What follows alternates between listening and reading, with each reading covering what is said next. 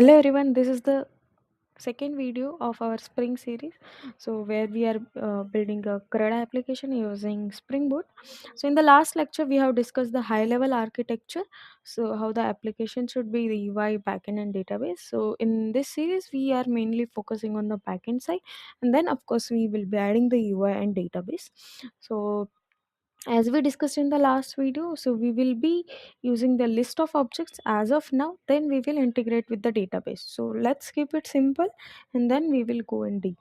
Okay, so before that, this video is for setup, project setup. We will be doing a basic project setup of Spring, and we will be building a simple API which will be returning us a string. So you need IntelliJ for that. So you can go on Google Chrome, you can download IntelliJ, and you have to download the JDK as we will be coding in Java. So we download the JDK, then Postman. Okay, so why Postman is to test API. We will be building APIs. How we will test it? We have to test it some like Postman or Bruno, some using this application. So IntelliJ IDEA, like that we have STS also. STS, which Spring provides us for developing the Spring Boot application. So here it is easy actually than IntelliJ. I will just say ki here only you can create your project. But using IntelliJ, what you can do, you can also use this for IDE. We have to, but we have to initialize the Spring project using the Spring Initializer. So Spring Initializer.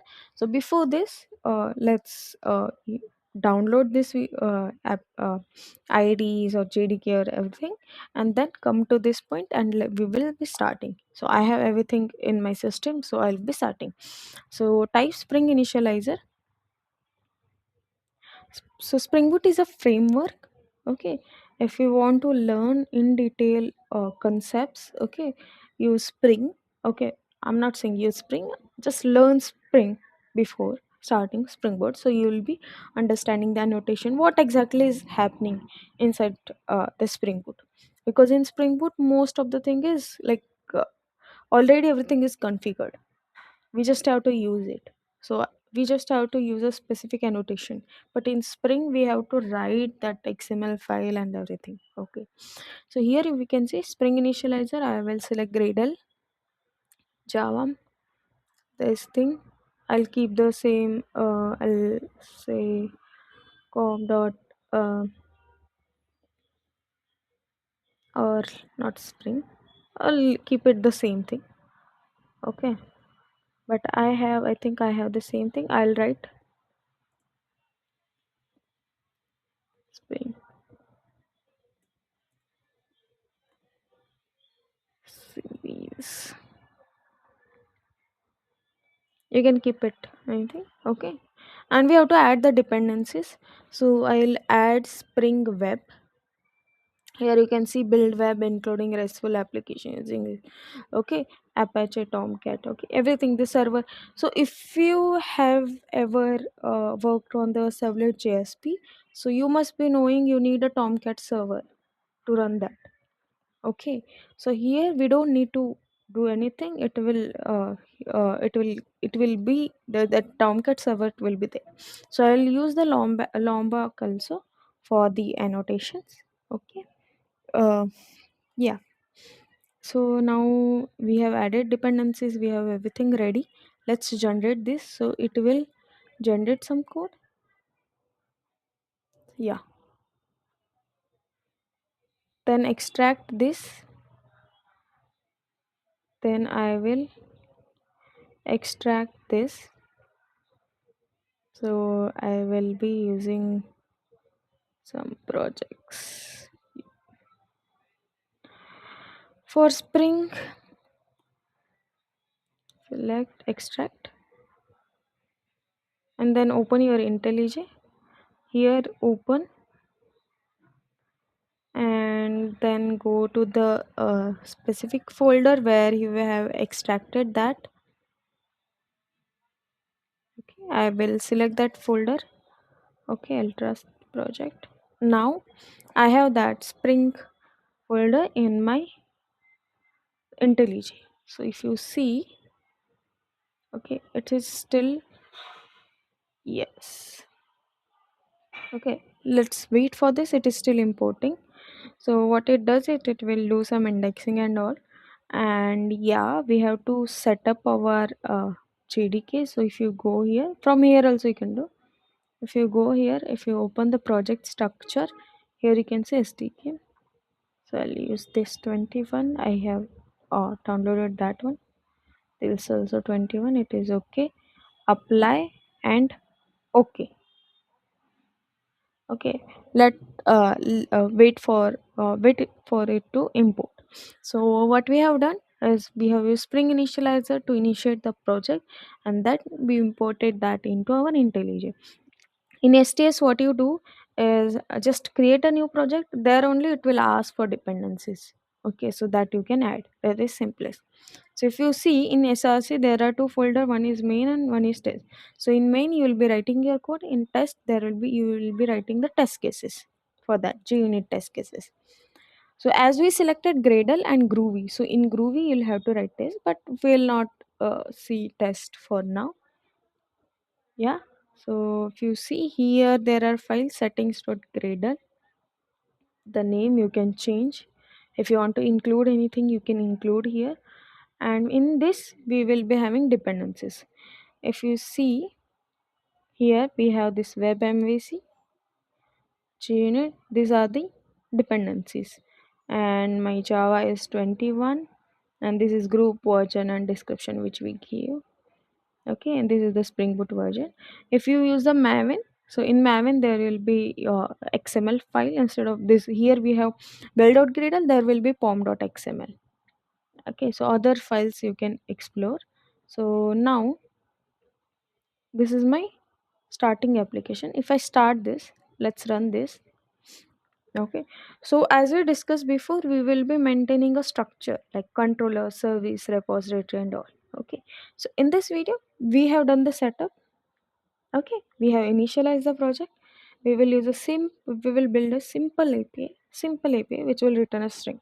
And from next video, we will be building the actual one.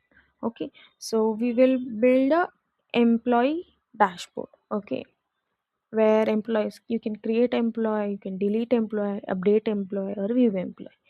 Okay, so let's wait for this.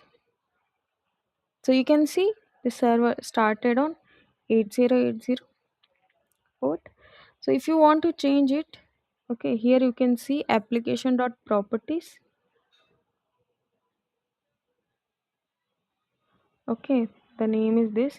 Here I can change the port. By default it uses that server dot port is equal to, I can write 8081 also. So let it run, then we will see. Okay, now here what I'll do is whatever the code, your code of APIs or anything is there, this should be under this package. If you write outside it, Spring will not detect your files. Honestly, it will not detect your files, it will not follow, it will not find. So this should be under this package. I'm not saying exactly, you can create of course another package like controller. Okay, and you can write here. So we will create one controller. So we will write employee controller.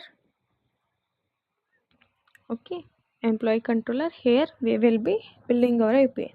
So as I said, we will build a simple API for now. So API is just a method. Okay, it will call a method. So I'll write get name. Okay, so it will take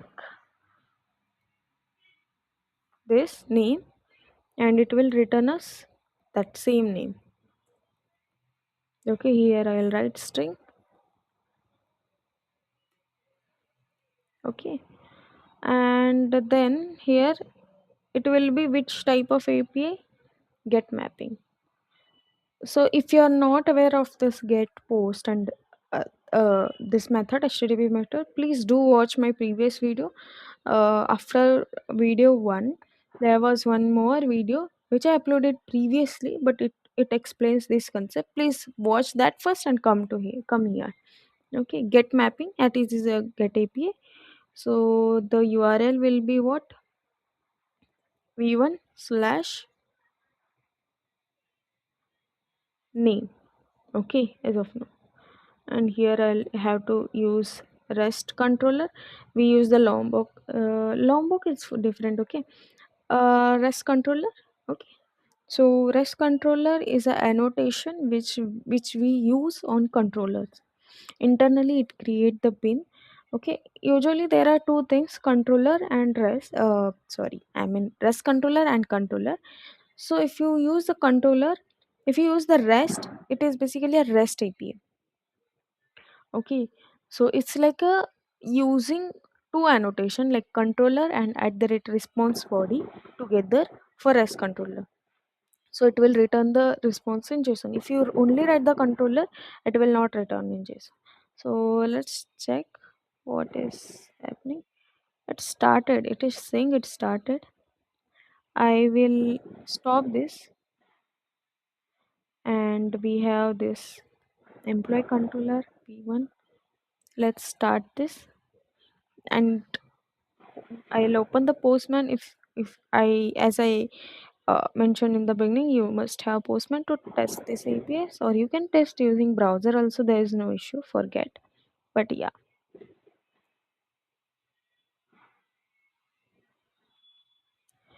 okay. It started at 808081.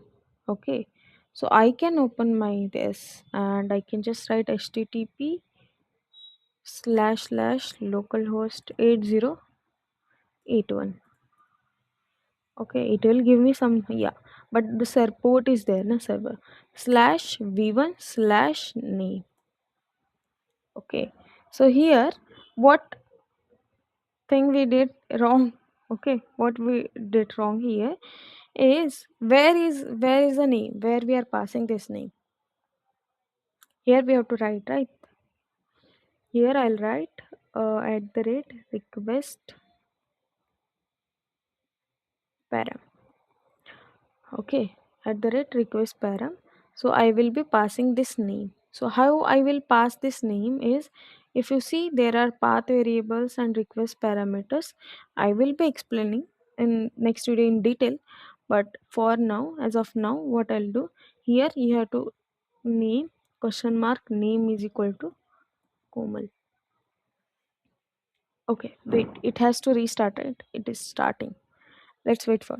So these are request parameters. So in request parameter, you what you do is question mark your that name is equal to the value. In path variable, you add here itself. So I'll be making video on that. So this is a first setup video. I just wanted to show you how it is working. Okay, so it has started. You can see completed in started on port 8081. Let's check this. Yeah, you can see Komal. Here you can see if I sent here some name Aditi. So you can see Aditi. It is coming, right? Yeah. So this is a simple API which we built. If you are not understanding this annotation, that's okay. That's fine. This is just a project setup. Just wanted to show you how it is working. And in Postman also I will be showing. Let's say here it is a CRUD. I think I already created.